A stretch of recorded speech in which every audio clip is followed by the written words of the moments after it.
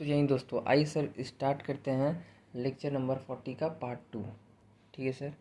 तो इस लेक्चर में हम क्या देखेंगे? इस लेक्चर में सर हम ये देखेंगे कुछ क्वेश्चंस बना के, क्योंकि सर अभी तक हमने ये सीखा है कि क्लोजिंग स्टॉक को कैलकुलेट कैसे करते हैं। ठीक है। और क्या सीखे सर? और हमने ये भी सीखा था सर कि लॉस ऑफ स्टॉक को का यूज़ करके, ठीक है, क्लोजिंग स्टॉक का यूज़ करके लॉस ऑफ स्टॉक कैसे निकालते हैं और फिर सर क्लेम कैसे निकालते हैं। इतना हमने सीखा था। ठीक है सर। तो आइए क्वेश्चन नंबर 2 को स्टार्ट करते हैं। ठीक है। तो मुस्कुराइए क्योंकि आप सीए में हैं। Mister A prepare account on 31 December each year. ये ईयर एंड डेट है सर, ध्यान दीजिएगा। ये लाइन का मतलब ये है कि मिस्टर ए जो है वो अपना बुक्स जो अकाउंट है उसका वो प्रिपेयर करता है किस हिसाब से?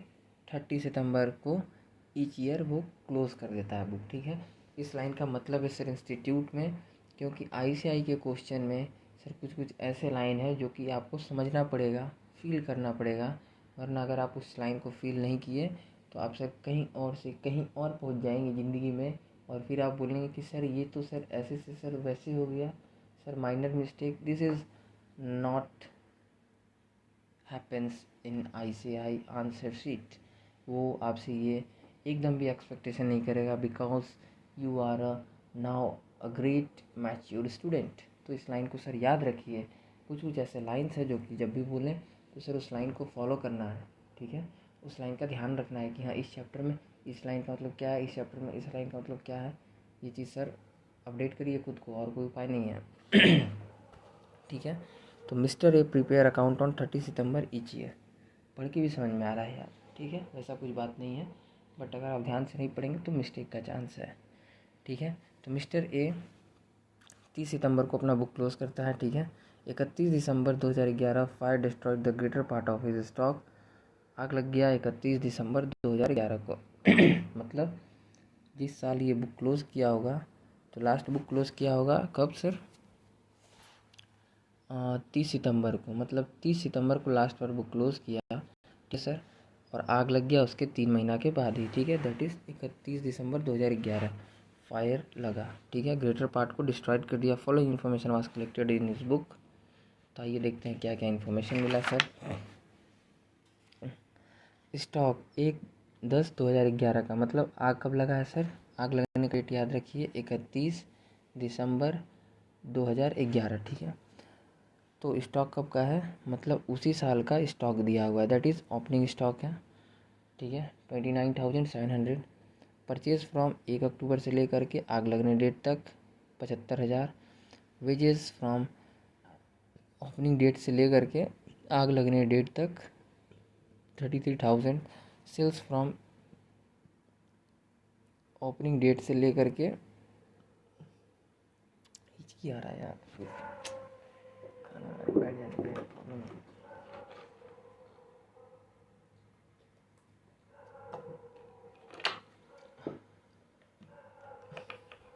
जस्ट एक मिनट सर, पानी पी लेते हैं। Okay sir. तो वेजेस कितना है सर? 1 अक्टूबर से लेकर के आग लगने डेट तक। ठीक है, आग लगने का डेट लिख दे रहे हैं एक बार और, 2011। ये सर डेट तक कितना वेजेस दिए? 33,000। सेल्स ओपनिंग डेट से लेकर के, ओपनिंग स्टॉक का डेट से लेकर के कितना सर? मतलब बुक का ओपनिंग बुक का, बुक क्लोज होता है 30 सितंबर को, ओपन होता होगा 1 अक्टूबर को। Okay sir.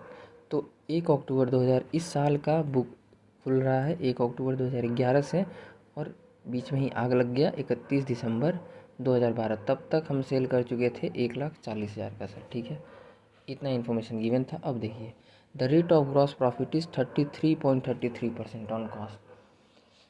सर 33% ठीक है सर जी, कैसे होगा सर जी?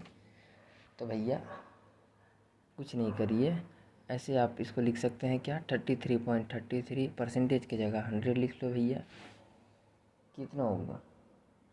अब आप इसको काट के देखिए, रेशियो बनाना है आपको, ध्यान रखिए आपको डिवाइड नहीं करना है। जैसे कैलकुलेटर उठाएंगे तो आप डिवाइड मत कर दीजिए। 33.33 डिवाइडेड बाई 100, ये हरकत नहीं करना है, ठीक है। वो उल्टा आंसर आ जाएगा, क्या हो जाएगा 0.333 ऐसे हो जाएगा, ठीक है। ये नहीं करना, ये तो सर बच्चा वाला काम। सर आप ज़िंदगी में कभी तो सर 1 रुपये को 3 जगह बांटे होंगे या 100 रुपये को 3 जगह बांटे होंगे, बांटे ना, तो सर क्या आया होगा। या कभी आप सर मार्क्स एग्ज़ाम में पास होने के लिए देखे होंगे कि 33 मार्क्स चाहिए 100 में से 33.33 आ जाए तो पास हो जाए। तो सर जब हम स्कूल लाइफ में थे तो सर हमसे सब पूछता था कि भाई बता दे यार कि कितना लाएंगे तो पास हो जाएंगे, तो हम कैलकुलेट करके बता देते, ठीक है। तो हमको ये चीज़ पॉइंट से याद आया था सर, वो सीन वो एग्ज़ाम्पल याद आ गया सर। तो इस तरह सर आपको क्या करना है ना, उल्टा मारना है। 100 को जब आप डिवाइड कीजिएगा 33.33 से तो सर 3 आ रहा है, मतलब अगर ये 1 होगा 33.33 के टेबल में 100 कितना बार में आ जाएगा, 3 बार में आएगा। तो क्या हम ऐसे नहीं लिख सकते हैं सर 1/3, एकदम लिख सकते हैं। बस यही चीज़ थोड़ा सा सर था, दिखने में डरावना है और बहुत ही ईजी चीज़ है, ठीक है सर, कॉन्सेप्चुअल बातें हैं। इसके बाद आइए, stock to the value of 3000 was salvaged, ठीक है। अब देखिए स्टॉक जो था सर जला जो, ठीक है, इतना का जुगाड़ हो जाएगा, ठीक है सर, इतना का जुगाड़ हो जाएगा, ये कह रहा है। ओके 3000 क्या है जुगाड़ अमाउंट है, हो जाएगा, no problem sir. Okay if you have a don't problem then why we have to be problem अगर आपको प्रॉब्लम नहीं है तो मुझे प्रॉब्लम क्यों होगा। हो सकता है सर गलती हो सकता है फ़िलहाल, क्योंकि अभी हम सर रात का 2 बजे रिकॉर्डिंग कर रहे हैं, तो इस टाइम में अभी हम मतलब ऐसे इंग्लिश बोल रहे हैं सर, ठीक है, विदाउट लॉजिक, क्योंकि अभी माइंड से पूरा फोकस है अकाउंटेंसी के ऊपर। तो ऐसा मत बोलना यार कि इंग्लिश नहीं आता है बोलने, भाई इतना बेइज्जती मत करना यार ठीक है। तो देखो stock to the value of 3000 was salvage, मतलब इतना का जुगाड़ हो जाएगा, बेचेंगे तो इतना रिकवरी हो जाएगा, दैट इज़ रिकवरी। क्या है सर, रिकवरी हो जाएगा 3000 का। ओके सर, तो अब आइए आगे, इंश्योरेंस पॉलिसी, इंश्योरेंस कितना का है सर, इंश्योरेंस पॉलिसी वाज 25,000, इतना का इंश्योरेंस करा रखे हैं, and claim was up to average clause, ठीक है। ये मेथड जो एवरेज क्लॉज का है, एवरेज क्लॉज लगेगा, ठीक है। सिर्फ 30% क्वेश्चन में ये बताया जाता है सर, हर बार ये चीज़ गिवन नहीं होता, ठीक है सर। और एक और चीज़ आपको अभी बता रहे हैं सर, अगर बोले भी तो भी आपको अपने कॉन्सेप्ट से यूज़ करके अपना कॉन्सेप्ट को चेक करना है कि क्या इस पर एवरेज क्लॉज लगेगा या नहीं। It is your decision and it's your also responsibility, ठीक है सर। ओके तो आइए आगे देखते हैं। Stock at beginning was calculated at 10% less than cost, मतलब वहीं 90% पर दिख रहा है सर। ओके क्या ओपनिंग स्टॉक 90% पे दिख रहा है, मतलब एनआरवी लिए होंगे लास्ट टाइम में जब हम प्रीवियस ईयर का बना रहे थे क्लोजिंग स्टॉक, तो वहाँ पर प्रीवियस ईयर में एनआरवी ले लिए होंगे, तो यहीं सीडीबीडी हुआ होगा, तो नेट रियलाइजेबल वैल्यू। हमको तो इससे मतलब नहीं है, इस चैप्टर में हमको मतलब है कॉस्ट से, तो इसीलिए लिखा कि कॉस्ट के मुकाबले वो 10% कम दिख रहा है, दैट इज़ वो जितना है वो 90% है, मतलब एनआरवी है, ठीक है सर। ओके अगला पार्ट है, a plant was installed by firm, ठीक है। A plant was installed by firm on worker, he was paid 500 which was included in wages, ठीक है सर। एक्सपेंस किससे रिलेटेड है सर, देखिए आपने क्या किया, एक प्लांट को इंस्टॉल्ड करवाया अपने फार्म में, ठीक है, और गलती से उसका वेजेस को आपने कहाँ लिख दिया, ट्रेडिंग के अंदर, ठीक है, जबकि वो कहाँ जाना चाहिए सर, ये किसका पार्ट है, प्लांट का, बैलेंस शीट का। कहाँ जाएगा सर, इससे रिगार्डिंग एक्सपेंसेस, इनडायरेक्ट एक्सपेंसेस है, तो ये P&L का पार्ट है, बट आप सर यहाँ पे दिखा रहे हैं तो ये गलत है सर। मतलब गलती से यहाँ पर 500 किस में इंक्लूड कर दिए, वेजेस में, तो वेजेस काउंट कितना है सर,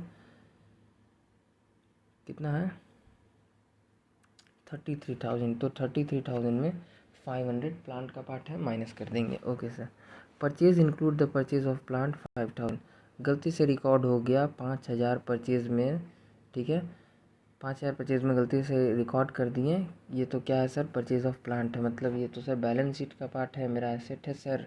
यहाँ क्या कर रहे हो भैया, परचेज यहाँ पर नहीं आते, ये तो सर ट्रेडिंग का बात चल रहा है परचेज। और आप आ गए गलती से भैया, किस में आगो सर जी, क्या इसे होगो, आप आगो भैया इसमें ट्रेडिंग के परचेज में, तो माइनस कर देंगे। ठीक है सर, तो 70,000 आ जाएगा। Okay, you are required to calculate the claim of loss of stock. बहुत ही ईजी क्वेश्चन है सर। ठीक है, तो देखिए इसके लिए हमें पहले क्लोजिंग स्टॉक निकालना होगा सर ज़िंदगी में। तो देखिए क्या है, कैलकुलेट ओनली क्लोजिंग स्टॉक, ये होमवर्क था। ठीक है, उसके बाद सर ये अगला दिन ये हमें बताए थे, तो हमने ये फॉर प्रैक्टिस के लिए इसको बनाया था। मेमोरेंडम ट्रेडिंग अकाउंट, ठीक है, यहाँ पर कुछ डेट वगैरह आएगा for the year ending 31 December, for the 31 दिसंबर 2011। एक minute sir, account memorandum trading account for the year ended 30 for the, या फिर ये भी लिख सकते हैं for the period, for the period, ठीक है, 1 अक्टूबर 2011 टू 31 दिसंबर 2011। ठीक है सर, ये भी लिख दिए। ओके, आइए सर, देखिए सर इसको सर डायरेक्ट निकाल दिए थे। देखिए opening stock, working note number 1 हमने इसके लिए सर वर्किंग बनाया था। ठीक है, समझाने के लिए वर्किंग बनाए थे। देखिए since opening stock 100% on cost होना चाहिए, कॉस्ट पर दिखाना पड़ेगा, दैट इज़ 29,000, जो 29,700 जो दिख रहा है सर स्टॉक एज ऑन सबसे पहले डब्बा के अंदर 29,700, वो सर 10% कम दिख रहा है। दैट मीन्स कैसे इंटू करेंगे सर, 29,700 इंटू 100 डिवाइडेड बाई 90। ये जो लाइन है सर, ये दोनों को इंटू, ये दोनों एक पार्टनर है और 90 अकेले रहेगा। अब जैसे ही डिवाइड करिएगा सर, देखिए आ जाएगा 33,000। तो सर ये वो फार्मूला है जो हम कहे थे आपको कि ये चीज़ हम बनाते टाइम में सीखेंगे। ठीक है, 10% कम पर दिखेगा तो कैसे करेंगे, जो कि हमने एग्जाम्पल 1 में भी देखा था। ठीक है सर, तो एक तो इस क्वेश्चन में ये स्पेशलिटी था, ठीक है, ओपनिंग स्टॉक वाला। और दूसरा क्या था sir, GP is 33.33% on cost. तो इसको हमने क्या किया, 1 में कन्वर्ट किया। ठीक है सर, हमने ऐसे लिखा था सर, ठीक है, since cost is equals to 1/3 तो therefore sale is equals to 1/4। But sir क्या किए सर, ये ऐसे लिखे सिंस, ये सर का लिखने का स्टाइल था sir, since 1/3 on cost therefore 1/4 on sales. तो उसके बाद जीपी इज इक्वल्स टू, बाकी सब चाहिए था सर 1 की जगह सेल्स का अमाउंट डालते हैं, जो कि नियम है, क्योंकि किससे निकालेंगे सर, सेल्स गिवन है तो सेल रेशियो चाहिए था, तो सेल्स सर हमने सेल्स रेशियो निकाल लिया। ठीक है, और 1 की जगह पर सेल्स का अमाउंट डाल दिए 1,40,000, और नीचे तो सर 4 है ही, तो 4 क्वेश्चन गिवन के अकॉर्डिंग आ गया। और से इसको डिवाइड किए तो हमको पता चला कि सेल अमाउंट डिवाइडेड बाई 4 ये फार्मूला है, दैट इज सेल का 1/4 1/4 इक्वल टू सेल कितना आ गया sir, sorry equal to GP कितना आ गया सर 35,000। उठा के जीपी यहाँ भर दिए, लिख दिया वर्किंग नोट नंबर 1। और इसी तरह इस 33,000 को उठा के यहाँ लिख दिया सर, लिख दिया वर्किंग नोट नंबर 1। ये समझाने के लिए है, बट ये सारा चीज़ सर आपका दिमाग में होना चाहिए, यहाँ नहीं लिख सकते हैं आप। ठीक है, तो सर भी इसको सर बिना वर्किंग के किए, सर डायरेक्ट क्या किए, ओपनिंग स्टॉक लिखे 29,000, कैलकुलेटर उठाएँ। ठीक है सर, आप भी उठाइए, 29,000 लिखे अपने कैलकुलेटर पे, इंटू कर दिए डायरेक्ट, कितना चाहिए था,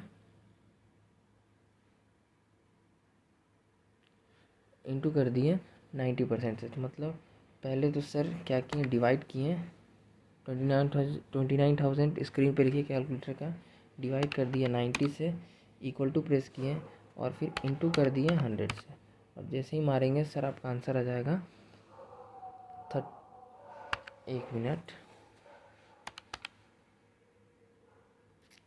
29,700। नहीं तुम बोल रहे हैं यार, कट गया ना, ये कलर चढ़ गया, इसी नहीं दिखा, सॉरी सर।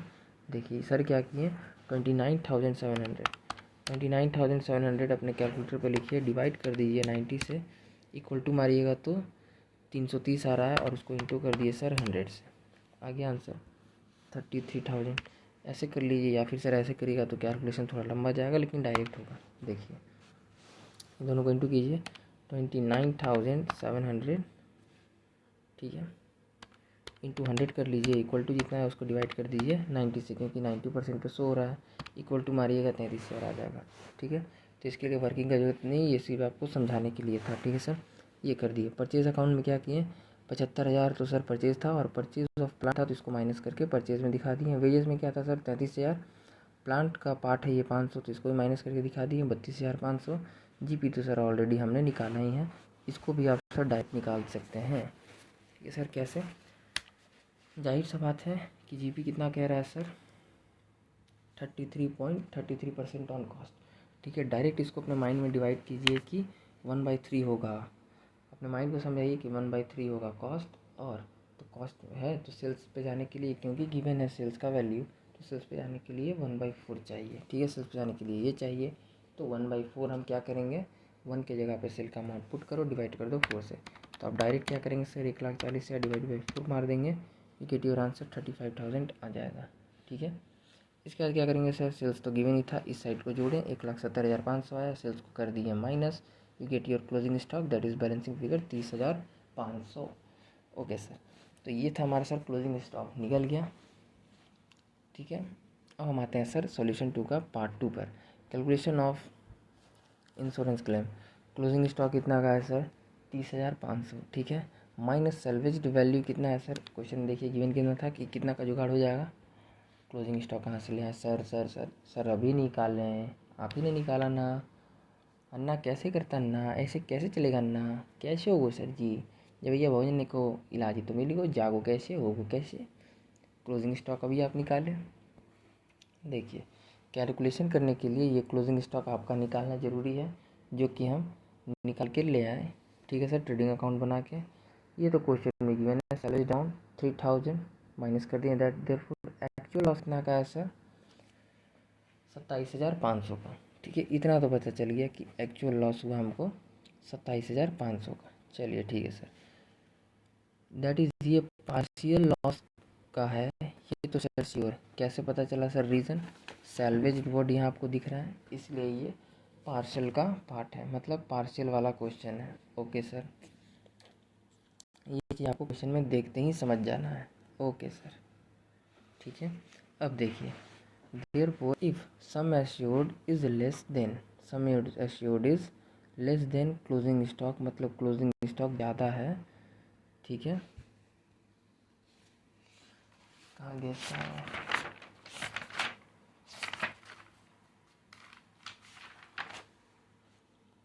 ठीक है sir, closing stock loss of stock नहीं, ध्यान रखिएगा सर, एक बार और आपको बता देते हैं, आपको लेना क्या है, क्लोजिंग स्टॉक, यहाँ पर क्लोजिंग स्टॉक के साथ कंपेयर होगा, मतलब ये 30,500 के साथ, ये 30,500 हमने ऑलरेडी सर कॉन्सेप्ट जब पढ़ा रहे थे तभी बताए थे कि 30,500 से मतलब है 30,500 से जितना का आपने इंश्योरेंस कराया होगा कंपेयर होगा, कभी भी लॉस ऑफ स्टॉक से कंपेरिजन नहीं होता। ये सिर्फ आपने निकाला है कि भाई इतना का लॉस हुआ है हमको, ये आपके लिए है। ठीक है sir, but closing stock company को किससे मतलब है, क्लोजिंग स्टॉक से। ठीक है, क्लोजिंग स्टॉक कितना का है, इतना का है, और कंपनी देखेगा कि आपने इंश्योरेंस कितना करवाया है। ठीक है, वो देखता है, उसके बाद डिसाइड करता है। अगर इंश्योरेंस देखिए वही चीज़ यहाँ लिखा हुआ है कि अगर इंश्योरेंस कम हो गया क्लोजिंग स्टॉक के मुकाबले, तो आपको वो क्या करेगा, एवरेज क्लॉज मेथड जो है, मेथड या प्रोसेस जो भी आप इसको बोलिए, एवरेज क्लॉज लगा के आपको क्लेम अमाउंट दे दिया जाएगा। ठीक है, और अगर सम एश्योर्ड ज़्यादा हो गया तो आपको फुल तो सर वैसे ही मिल जाएगा, या फिर आपका एक्चुअली जितना लॉस हुआ उतना दे देगा। ठीक है, वही हम रूल पढ़े हैं सर। यस सर, तो देखिए यहाँ क्या है, since if sum assured is less than closing stock, that is insurance amount कम होगा टोटल क्लोजिंग स्टॉक से, तो एवरेज क्लॉज मेथड लगेगा। ध्यान से पढ़िए सर लाइन को, इंश्योरेंस अमाउंट कम है टोटल क्लोजिंग स्टॉक से, मतलब 30,500 से, तो लगेगा ना क्लोजिंग एवरेज क्लॉज।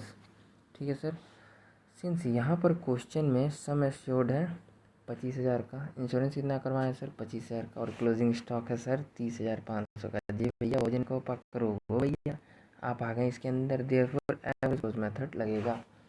समझ रहे हैं सर, समझ पा रहे हो सर। देखिए इंश्योरेंस कितना का था 25,000 का, क्लोजिंग स्टॉक कितना है सर 30,000 का, मतलब क्लोजिंग स्टॉक ज़्यादा हो गया, ज़्यादा पड़ गया। तब आपको क्या करेगा, एवरेज क्लोज के हिसाब से अमाउंट क्लेम करके देगा। अब देखिए सर, ये हम एक तरीका देखेंगे, दो तरीके से हम क्लेम अमाउंट निकाल सकते हैं, ठीक है। एक तो है ये बाय लॉजिक, फंडा यही होगा एवरेज क्लोज का ही, बट ये लॉजिक और पीछे है फॉर्मूला। तो देखिए लॉजिक से कैसे निकालेंगे। टोटल स्टॉक कितना था, दैट इज क्लोजिंग स्टॉक कितना था, 30,500। क्लेम कितना अमाउंट आप कर सकते हैं, कितना तक का इंश्योरेंस करवाए हैं, 25,000 तक का, ठीक है सर। एक्चुअल में लॉस कितना हुआ, 23,500 का। देयरफॉर एक्चुअल अब देखिए, तो देयरफॉर आप क्या करेंगे सर, क्लेम अमाउंट हमको जानना है, हम क्या करेंगे सर, पहले इसको इंटू करेंगे और फिर इससे हम डिवाइड कर देंगे, ठीक है। तो कैसे करेंगे सर, 27,500, वो स्क्रीन ही छोटा पड़ जा रहा है, 27,500 इंटू, ठीक है, इंटू 25,000, ठीक है सर। कैलकुलेटर उठाइए, ट्राई करिए, 27,500 इंटू 25,000 इक्वल टू मारिए सर, जो भी आंसर आ रहा है उसको डिवाइड कर देंगे, इससे डिवाइड करेंगे 30,500 से, इक्वल टू मारिएगा सर, तो आपके पास आंसर आ जाएगा 22,000, ठीक है, 22,554। तो ये हो गया सर आपका क्लेम अमाउंट 22,541 रुपीज़, ठीक है सर। कैलकुलेटर के स्क्रीन पे आपको ये सर दिख रहा होगा आपका आंसर, ठीक है, 22,541। तो चलिए सर, ये तो था सर बाय लॉजिक। अब आ जाइए बाय फार्मूला से कैसे निकालेंगे सर। देखिए एक चीज़ सर ध्यान रखिएगा, हाँ ये देखिए इंटू हमने किया भी है सर, ओके ओके ओके। तो देखिए 27,500 क्या था सर इंश्योरेंस अमाउंट, और नीचे क्या है सर, टोटल आपका क्या है, जितना आपका क्लोजिंग स्टॉक है, ठीक है। और यहाँ क्या है सर, जितना एक्चुअल लॉस हुआ है। तो ये हमेशा पार्ट सर, ये हमेशा न्यूमरेटर में रहेगा, मतलब जितना का इंश्योरेंस था और जितना का जला, ये दोनों को जब आप इंटू करिएगा तो ये दोनों न्यूमरेटर में रहेगा, और नीचे क्या रहेगा, क्लोजिंग स्टॉक। तो ये आ गया सर अमाउंट आपका इस क्लेम अमाउंट। और इसको आप चाहें तो सर फार्मूला से भी आप निकाल सकते हैं। फार्मूला क्या है, यहाँ पर इंश्योरेंस अमाउंट आएगा, दैट इज़ आप क्लेम अमाउंट बोलिए या सम एश्योर्ड बोलिए, ठीक है। मेरे हिसाब से इस सम एश्योर्ड ज़्यादा बेहतर लगेगा सर, ताकि याद भी रहेगा, ठीक है। क्लेम अमाउंट तो यहाँ आ जाएगा सर, ठीक है। तो फार्मूला क्या है, क्लेम अमाउंट इक्वल टू, यहाँ पर लिख लीजिए ऐसे, एक minute, claim amount is equals to, ठीक है, इस क्लेम को काट लीजिए सर, ठीक है, sum assured into loss amount, जितना का लॉस हुआ, डिवाइडेड बाय टोटल स्टॉक। वही फार्मूला है सर डायरेक्ट, वो जो लॉजिक होने के बाद का जो फार्मूला आ रहा है, ठीक है, वही चीज़ है। वो लॉजिक से पहले आपको समझाया गया। देखिए ये लॉजिक करने के बाद जो क्रॉस मल्टीप्लिकेशन आप कर रहे हैं, ठीक है, लॉजिक समझने के बाद, इसी का सर यहाँ पर फार्मूला बना दिए, ठीक है। और इसको सर आप यूज़ कर सकते हैं, जितना जला उतना ऊपर लिख दिए, टोटल क्लोजिंग स्टॉक अमाउंट जितना था वो डाल दीजिएगा तो भी सर आ जाएगा, डायरेक्ट ऐसे कर सकते हैं, ठीक है। तो ये था सर आपका क्वेश्चन नंबर 2। अब आइए क्वेश्चन नंबर 3 में। On 20 October 2011 the godown and business premises of Aman limited were affected by fire. आग लग गया अमन लिमिटेड का 20 अक्टूबर 2011 को, ठीक है sir. From the salvaged accounting record the following information is available. क्या क्या था सर, सेल्वेज मतलब बचा हुआ गुड्स, ठीक है, जो रीसेल हो जाएगा तो कुछ पैसा का जुगाड़ हो जाएगा, ठीक है सर। सेल्वेज का मतलब यहाँ पर भी आपको सर बता दिए, ठीक है। According to record of the following information is available, particulars कुछ दिया हुआ है सर, ठीक है। क्या दिया है, stock of goods at the rate 10% lower than on cost as on 31 March 2016। क्या है सर ये, सर आपको 90% पर ये दिख रहा है, ठीक है, और इसको 100% पर आपको कैलकुलेट करना होगा, ठीक है। तो कैसे किए, 2,16,000, ठीक है, into 100 divided by 90, you get your answer 2,40,000, ठीक है sir. Purchase less return, sales less return, ये दोनों सर आपको नेट दिखाया जा रहा है, ठीक है। 1/4 से आग लगने तक, दैट इज़ आग कब लगा, अक्टूबर में, ठीक है, ओके सर। तो आग लगने से लेकर के स्टार्टिंग डेट से लेकर के आग लगने तक, दैट इज़ 20 अक्टूबर 2011 तक 2 लाख कितना का है, 2,80,000 का आपने परचेज़ किया सर, ठीक है।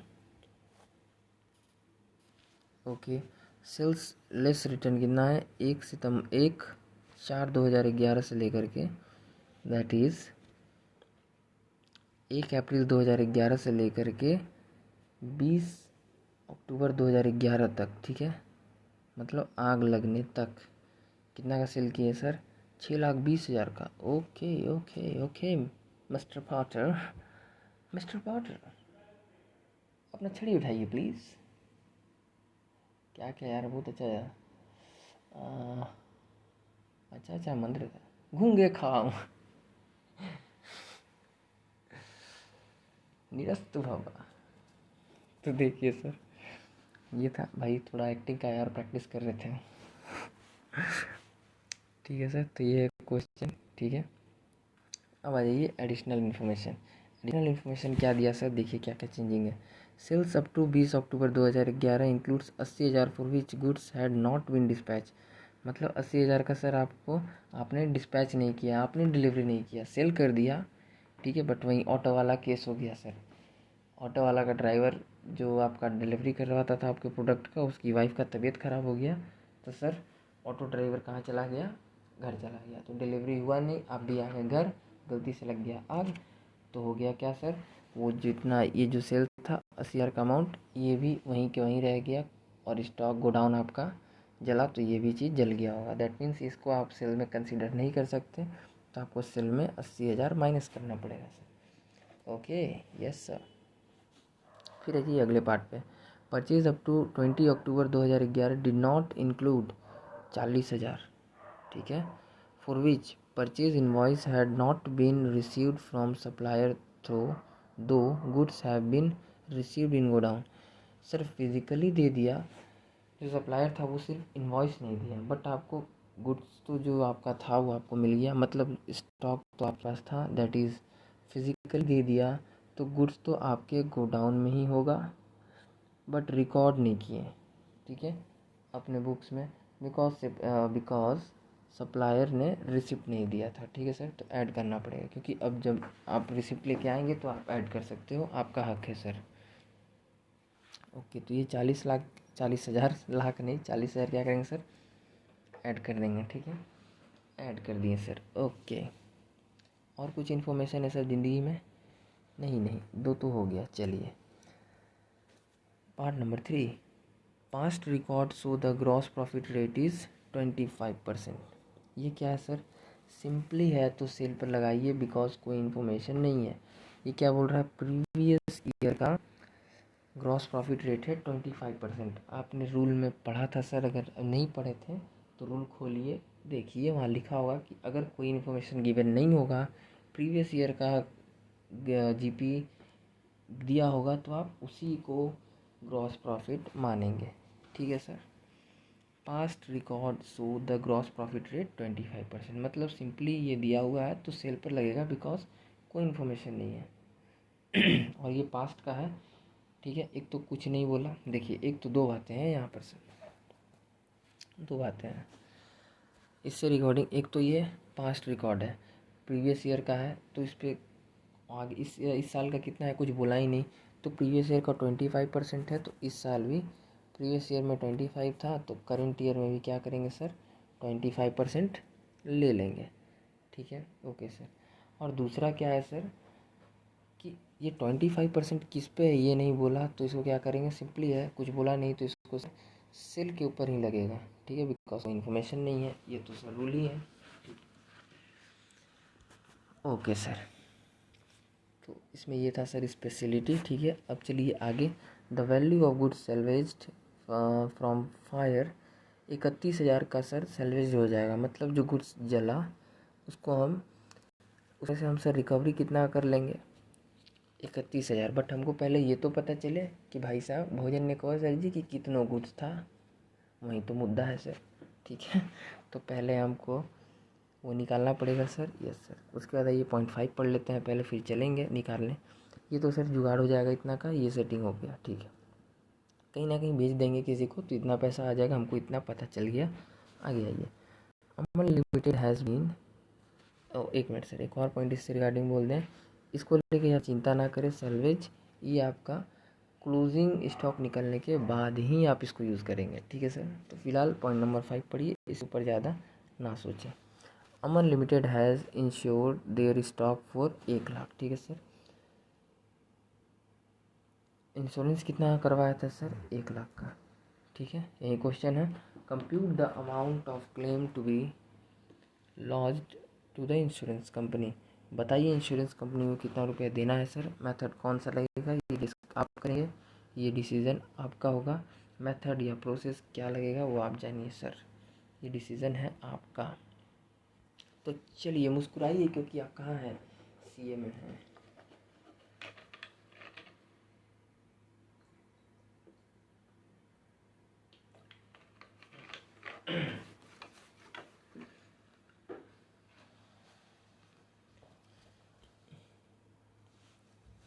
तो देखिए sir, memorandum trading account Aman limited up to 20 October 2011 opening stock था सर, ठीक है। कितना का? एट कॉस्ट 2,16,000 का। तो सर क्या किए, 2,16,000 को और 90% वहाँ है, मतलब 10% लोअर दिखा रहा है, मतलब 90% है। तो ये सर आपको डायरेक्ट ये सारा चीज़ें कैलकुलेटर पे करना है, ठीक है। तो ये कैलकुलेशन आपको कैलकुलेटर पे करना है सर। ऑलरेडी हमने सीखा है, आप प्रैक्टिस कीजिए। 2,16,000 इंटू 100 लिखें, डिवाइड कर दिए 90 से, आ गया सर 2,40,000। दैट इज़ आप इस रूप में भी समझ सकते हैं, 2,16,000 का 90%, ठीक है सर। उसी को हमने यहाँ पर तोड़ करके लिखा है ताकि आप समझ जाएं। लिखना क्या है, सिर्फ ओपनिंग स्टॉक एट कॉस्ट इतना, बस और कुछ नहीं। परचेज़ लिखें सर, परचेज़ में कुछ हुआ था सर ज़िंदगी में? हाँ सर हुआ था सर। क्या हुआ था सर? देखिए सर पॉइंट नंबर 2 हुआ था ना कि सर 40,000 का वो गुड्स याद आ रहा है कुछ जो दे दिया था सर, बट स्लिप नहीं दिया तो हमने सर रिकॉर्ड नहीं किया। Yes yes sir, yes sir. तो एक्चुअल प्राइस परचेज का अमाउंट कितना है? 2,80,000। बट इसमें से एक मिनट, अनरिकॉर्डेड कितना रह गया? Unrecorded extra good available in godown, जो कि सर सिर्फ रिसिप्ट मिलना बाकी था, बट वो आ चुका था। कितना अमाउंट था सर? 40,000। तो ऐड कर दिए, यस सर ऐड कर दिए। कितना हो गया सर? 3,20,000। फिलहाल यहाँ पे रुक जाइए, ये बात का बात है, ये भी बात का बात है। अब आ जाइए सर, पहला मुद्दा ये था, ठीक है। दूसरा मुद्दा ये था, अब थर्ड आ रहे हैं सेल्स के ऊपर, ठीक है। इसका हम स्टेप भी बताएंगे एक बार, डोंट वरी, ठीक है। तो देखिए सेल्स जो है सर, देखिए सेल्स का अमाउंट कितना है सर? 6,20,000, ठीक है।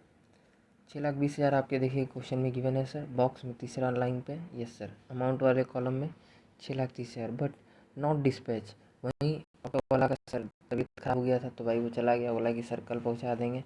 हमने भी जिसको बेचा था उसको बोला कि भाई आप चिंता मत कीजिए, मेरे गोडाउन में रखा हुआ है, कल हम आपको दे देंगे। तो वो तो सर सेल हुआ ही नहीं भैया, भोजन ने को आग लग गो, ये 80,000 को भी माल जल गो सर जी। तो भैया ये तो डिस्पैच हुआ ही नहीं। तो 6,20,000 में से रूल क्या कहता है, माइनस कर दीजिए। तो माइनस कर दिए तो आ गया 5,40,000। तो इस तरह सर, उसके बाद देखिए ग्रॉस प्रॉफिट रेट क्या था सर? क्वेश्चन में कुछ गिवन ही नहीं है।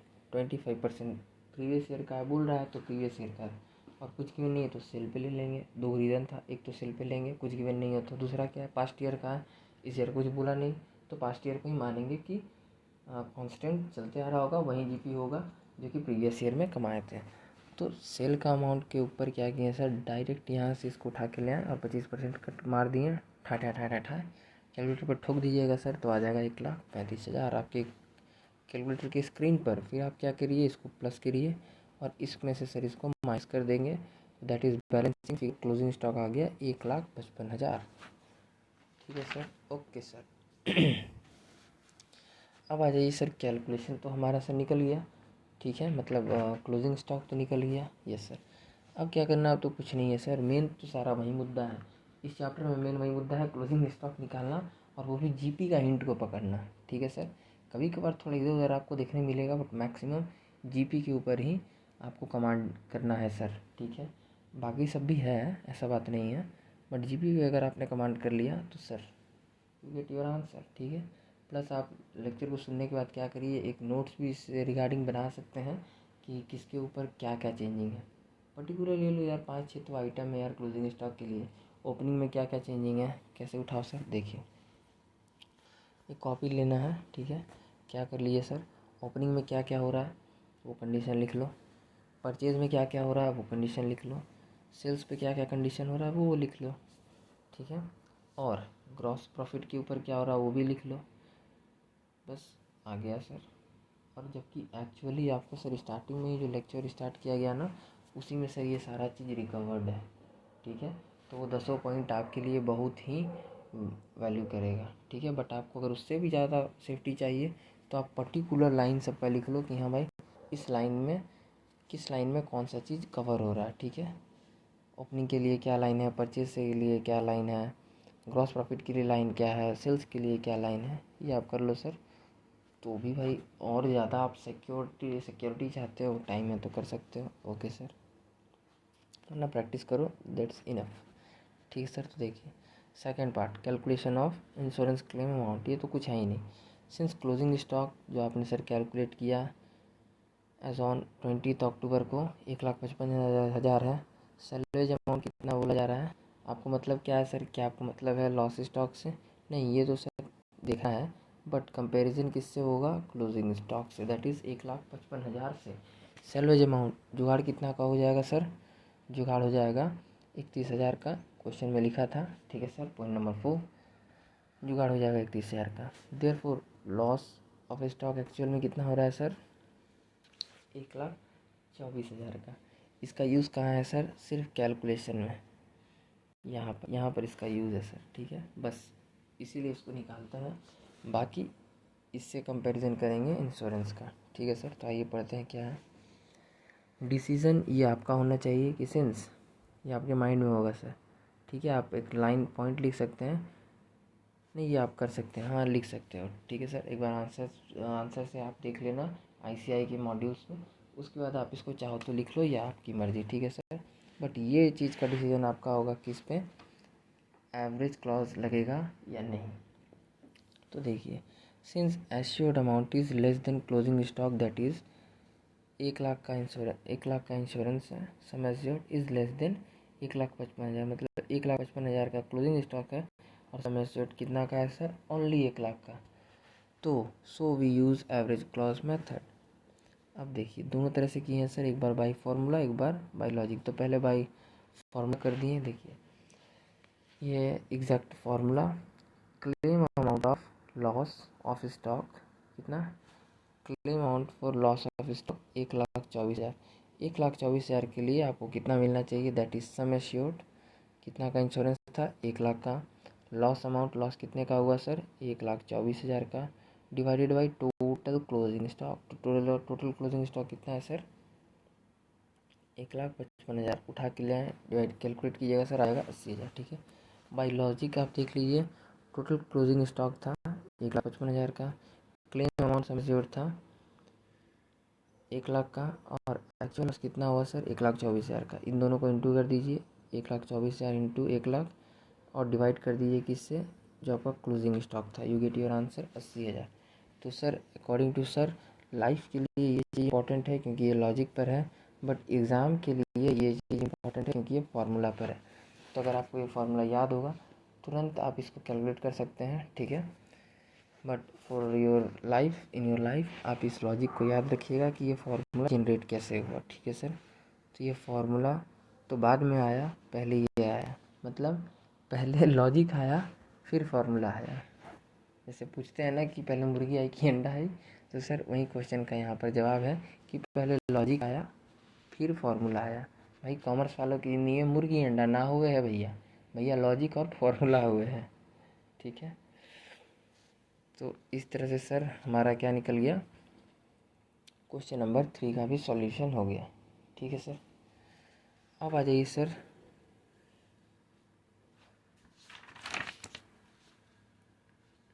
पार्ट 3 में बना देते हैं, इसको कर देते हैं, चलिए सर। अब आ जाइए सर क्वेश्चन नंबर, नहीं रोक देते हैं, चलो ठीक है, ठीक है सर। तो यहाँ से सर हम अगला वीडियो में इसको सर डालेंगे, ठीक है। तो ये था हमारा सर लेक्चर नंबर 40 का पार्ट 2। क्वेश्चन नंबर 4 4 से बना देंगे सर लेक्चर नंबर 40 का पार्ट 3 वो हम बनाएंगे सर अगले बार में, ठीक है। तो अभी यहाँ पर हम इस लेक्चर को ओवर करते हैं। यह सर आपका लेक्चर नंबर 40 का पार्ट 2, ठीक है सर। तब तक के लिए जय हिंद, जय भारत।